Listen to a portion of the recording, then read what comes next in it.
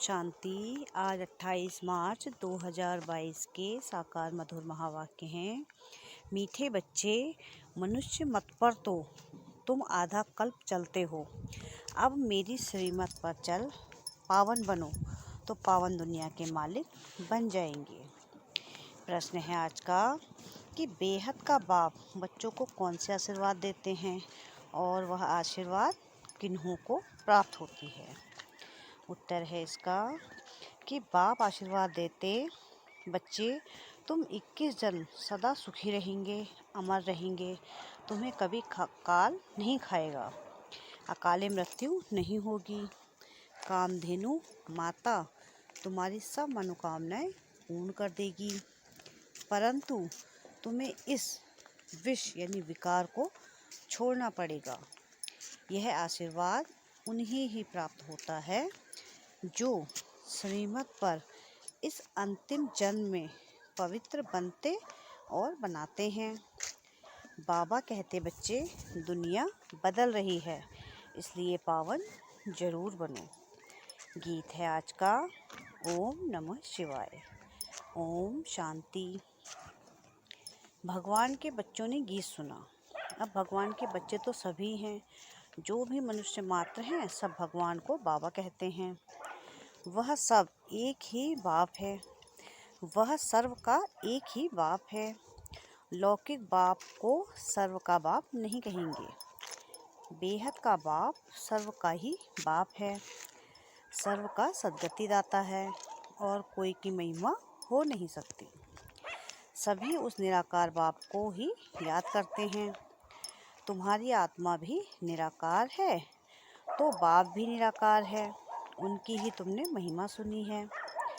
परमपिता परमात्मा शिव बाबा आप ऊंचे ते ऊंचे हो, सर्व के सद्गति दाता हो, सब की सद्गति करते हो तो वह स्वर्ग के मालिक देवी देवता बन जाते हैं।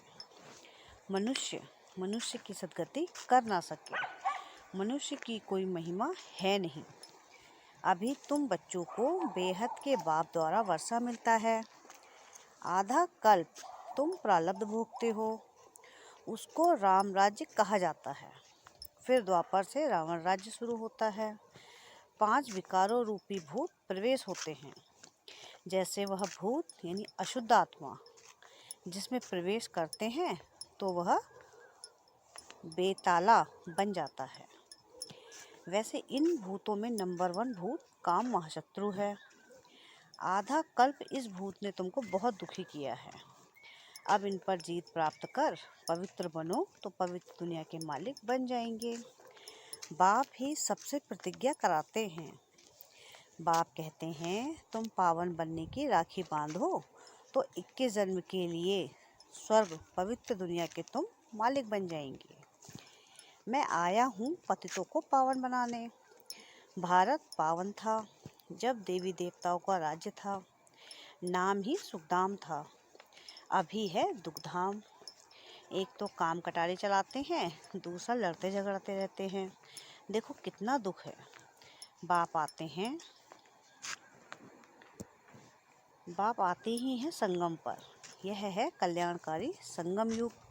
तुम बच्चे सुखधाम में चलने के लिए अपना कल्याण करने आए हो।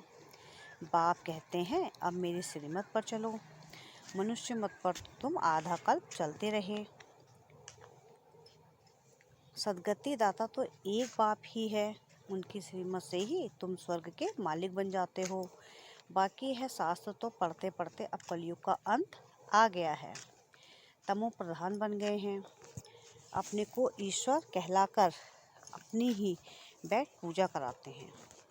शास्त्रों में प्रहलाद की बात दिखाते हैं कि थंब से नरसिंह भगवान निकला, उसने आकर हिरण्याकश्यप को मारा। अब थंब से तो कोई निकलता नहीं है, बाकी सभी तो विनाश तो होना ही है। बाप कहते हैं इन साधु संत महात्मा अजामिल जैसी पाप आत्माओं का भी उद्धार मैं आकर करता हूँ। बाप आकर ज्ञान अमृत का कलश माताओं पर रखते हैं। माता गुरु बिगर किसकी सद्गति हो ना सके। जगत अम्बा है कामधेनु, सभी की कामनाएं पूर्ण करने वाली उनकी तुम बच्चियां हो। अब बाप कहते हैं, कोई भी मनुष्य मात्र की बात नहीं सुनो। पतितों को पावन बनाने वाला एक बाप ही है, तो जरूर कोई पतित बनाने वाले ही होंगे। रावण राज्य में सभी पतित हैं। अभी वह पतित पावन बाप आया है स्वर्ग का वर्षा देने के लिए। कहते हैं 21 जन्म तुम सदा सुखी रहेंगे। आशीर्वाद देते हैं ना। लौकिक माता पिता भी आशीर्वाद करते हैं। वह है अल्पकाल सुख के लिए, यह है बेहद का माता पिता।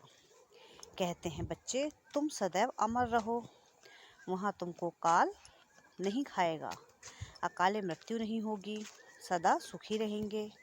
कामधेनु माता तुम्हारी सर्व कामनाएं पूर्ण करती है। सिर्फ विष को छोड़ना होगा, क्योंकि अपवित्र तो वहाँ चल नहीं सकेंगे। बाप कहते हैं मैं तुमको वापस ले चलने आया हूँ, तुम पावन बनो। ऐसे नहीं कि बच्चे को शादी करानी है, ना अपने को पतित करना है, ना दूसरों को पतित होने देना है। इस मृत्यु लोक में अंतिम जन्म पवित्र जरूर बनना है। अब अमरलोक चलेंगे, तब अमरलोक चलेंगे। बाप बैठ आत्माओं को समझाते हैं, आत्मा ही धारण करती है। बाप कहते हैं तुम हमारे बच्चे हो, तुम आत्माएं परमधाम में रहती थी, अब फिर ले चलने आया हूँ। जो पवित्र बनेंगे उनको साथ ले चलूँगा, फिर वहाँ से तुमको स्वर्ग में भेज दूँगा। मीरा ने भी विष का त्याग किया तो उनका नाम कितना वाला है।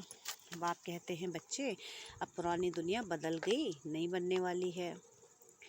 नई दुनिया में देवताएं राज्य करते थे, मैं ब्रह्मा द्वारा तुमको राजयोग सिखलाता हूँ, तुमको श्रीमत देता हूँ श्रेष्ठ देवता बनने के लिए। कृष्णपुरी में चलना है। श्री कृष्ण की देखो कितनी महिमा है, वह है सर्वगुण संपन्न। तुम्हारी मत पर चलेंगे तो ऐसा लक्ष्मी नारायण बनेंगे जिन्होंने कल्प पहले वर्षा लिया होगा, वह श्रीमत पर चलेंगे, नहीं तो आसुरी मनमत पर चलते रहेंगे। यह बाबा भी उस निराकार से ही मत लेते हैं। शिव बाबा ब्रह्मा के तन में प्रवेश कर तुमको मत देते हैं। कहते हैं तुम सब सजनियाँ अथवा भक्तियाँ हो, एक है साजन अथवा भगवान।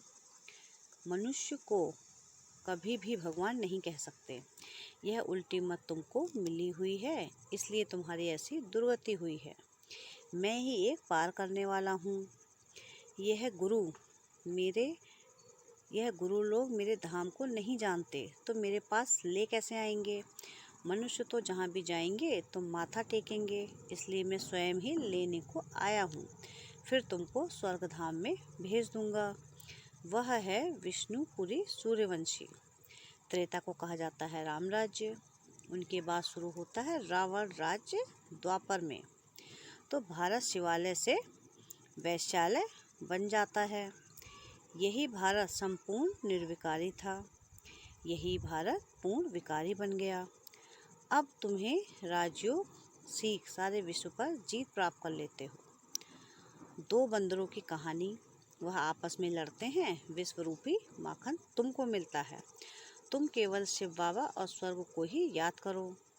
घर गृहस्थ में रहते हुए पवित्र बनो तो पवित्र दुनिया के मालिक बन जाएंगे। पवित्रता पर ही अत्याचार होते हैं, कल्प पहले भी हुए थे, अभी भी होंगे जरूर, क्योंकि तुम अब जहर नहीं देते हो। गाया भी हुआ है अमृत छोड़ विष काहे को खाए। अमृत पीते पीते तुम मनुष्य से देवता बन जाते हो। जो पक्के ब्राह्मण होंगे वह तो कहेंगे चाहे कुछ भी हो परंतु हम विष नहीं देंगे। कितना सहन भी करते हैं, तब तो ऊंच पद पाते हैं। शिव बाबा को याद करते करते प्राण भी छोड़ देते हैं। शिव बाबा का फरमान है, फरमान तो सबको है, इसलिए कहते हैं मुझे याद करो तो मेरे पास परमधाम में आ जाएंगे। शिव बाबा इस मुख द्वारा तुम आत्माओं से बात करते हैं। यह भी मनुष्य हैं, मनुष्य कभी भी मनुष्य को पावन नहीं बना सकते। बाप को बुलाते हैं कि पतितों को आकर पावन बनाओ, तो मुझे जरूर पतित दुनिया में ही आना पड़े। क्योंकि यहाँ कोई पावन है ही नहीं। अब बाप कहते हैं, मैं तुमको इस श्री कृष्ण जैसा पावन स्वर्ग का मालिक बनाता हूँ। अगर कोई कहता है कि मैं बंधन में हूँ, तो बाबा क्या करे? तुमको तो ज्ञान मिलता है कि गृहस्थ व्यवहार में रहते श्रीमत पर चलो तो तुम श्रेष्ठ बनेंगे। तुम सब ईश्वरी परिवार के हो। शिव बाबा, ब्रह्मा बाबा, तुम ब्राह्मण ब्राह्मणियाँ, पोत्रे और पोत्रियाँ, तुम सबको स्वर्ग का वर्षा बादशाही मिलती है। बाप देता है स्वर्ग का वर्षा, तो हम बाप के वारिस ठहरे तो जरूर हम स्वर्ग में होने चाहिए। फिर हम अभी नर्क में क्यों? बाप समझाते हैं, रावण राज्य के कारण तुम नर्क में पड़े हो। अब मैं आया हूँ तुमको स्वर्ग में ले चलने के लिए। बाप है खिवैया, सबको उस पार ले जाते हैं। श्री कृष्ण कोई सबका बाप नहीं है, याद एक को ही करना है। अनेकों को याद करना माना भक्ति मार्ग। एक बाप को याद करेंगे तो अंतमति सुगति हो जाएगी। एक बाप की ही श्रीमत गाई हुई है, ना कि अनेक गुरु गोसाइयों की। वह तो कह देते हैं भगवान नाम रूप से न्यारा है, परंतु नाम रूप से न्यारी वस्तु कोई होती नहीं। आकाश पोलार है, फिर भी नाम तो है ना। अभी यह भारत कितना कंगाल है, दिवाला मारा हुआ है। बाप कहते हैं, जब ऐसी हालत हो जाती है तो मैं आकर भारत को ही सोने की चिड़िया बनाता हूँ। भंभोर को आग तो लगनी ही है। पुरानी दुनिया सारी खल्लास हो नहीं बनेगी। तुम बच्चे श्रीमत पर स्वर्ग की राजधानी स्थापन कर रहे हो। यह है ईश्वरी पढ़ाई, बाकी सब है असुरी पढ़ाई। इस पढ़ाई से तुम स्वर्गवासी बनते हो, उस पढ़ाई से तुम नरकवासी बनते हो। अब दैवीय झाड़ दिन प्रतिदिन बढ़ता जाएगा। माया के तूफान भी बहुत लगते हैं।